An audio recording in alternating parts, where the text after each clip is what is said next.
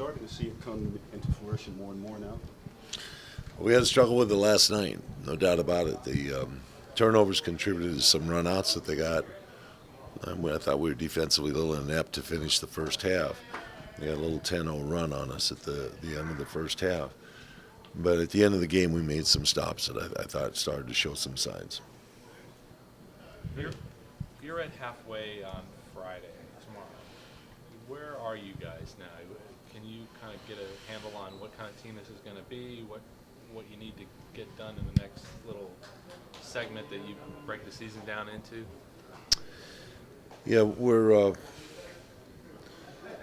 the halfway point obviously says something about a team. I think that, we're not displeased with where we're at. We're unhappy we had some consecutive losses. We want to try to eliminate that in the course of the season. You'll have a bad game, maybe might have another one, but, you want to eliminate multiple losses in the season. And, we fell into that a couple times during the early part of this year. Health-wise, I think we're starting to come together. I mean, Matt, still has a ways to go before he's back on the court. Our rotations aren't great yet, patching up behind him, but we're starting to, figure out how to play games together a lot better with how to use our inside strength, and both offensively and defensively, and our board work is starting to, wear teams down.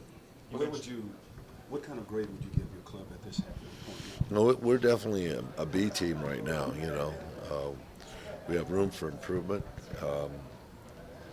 What I like about it is that we've got their attention, and they're starting to be attentive on defense and know that they've got an opportunity to be a really good team.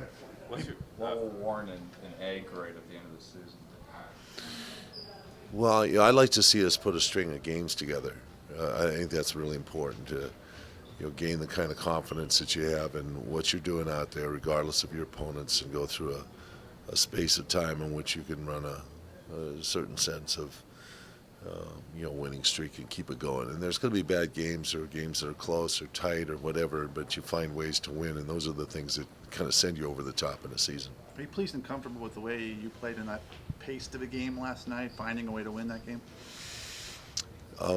Yes, we had a couple bad spots in the game, and they're such a quick attack team that they were able to put deficits on the board right away on our guys. Never lost confidence. I thought we started out with good pace. We kept them in what we wanted to do, but their quickness and their speed, both offensively and defensively, did bother us.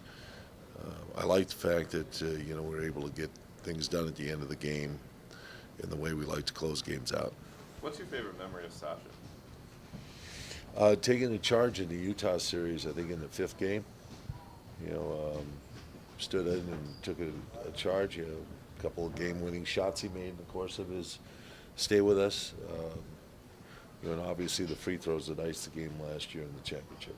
Guys, when they play their former team for the first time, it can be emotional player to player, and sometimes there's a tendency to get a little overexcited. Have you thought at all about how you think Sasha will come in this game, or is there any expectation? No, I think that we know what we want to do with this team. We're looking at what they do, how they use their players, and we know that it'll be emotional for both Jordan and for Alexander, and he'll come out here and want to play well, and we know we can't get emotional about it, either one. What impressions do you have of how he's fit in with that team? I haven't watched anything this week. A little bit last week. I saw his, a couple games in which he was a factor in a ball game.